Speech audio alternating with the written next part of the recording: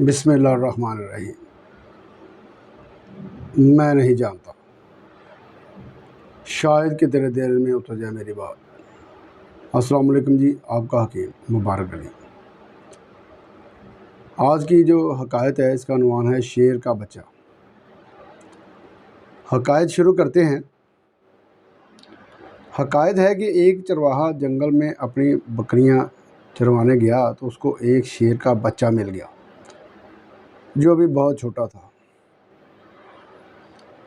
اس چرواہے نے اس شیر کے بچے کو اپنی بکریوں کے ساتھ رکھا اور بکریوں کے دودھ سے اس کو پالنا شروع کر دیا۔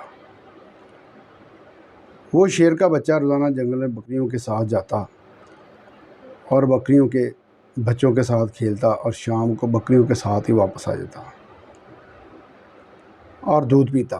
اسی طرح زندگی کے دن گزر رہے تھے۔ اسی طرح زندگی کے دن گزرتے گئے اور وہ شیر کا بچہ بڑا ہو گیا اور وہ خود کو بھی بکری ہی سمجھتا تھا۔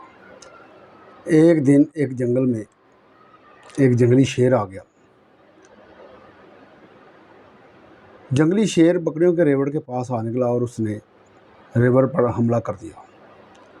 تمام بکریوں نے شیر کو دیکھتے ہی شور مچانا شروع کر دیا اور اس شور میں شیر کا بچہ جو خود کو بکری سمجھتا تھا وہ بھی شور میں بہت شامل تھا۔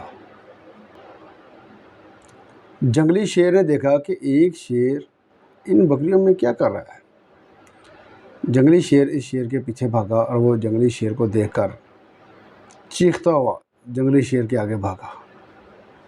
جنگلی شیر نے اس شیر کو پکڑ لیا اور اس کو لے کر دریا کے پاس چلا گیا اور اس کو اس کی شکل پانی کے عکس میں دکھائی اور کہا کہ تم بھی میری طرح شیر ہی ہو، یہ تمہارا وہم ہے کہ تم بکری ہو۔ آ میں تجھے شکار کرنا اور شکار پکڑنا سکھاتا ہوں۔ جنگلی شیر نے ریوڑ میں جا کر حملہ کر دیا اور ایک بکری کو شکار کیا، خود بھی کھایا اور دوسرے شیر کو بھی کھلایا۔ اپنے آپ کو پہچاننا کام ہے، انسان دوسرے سارے کام فضول ہیں۔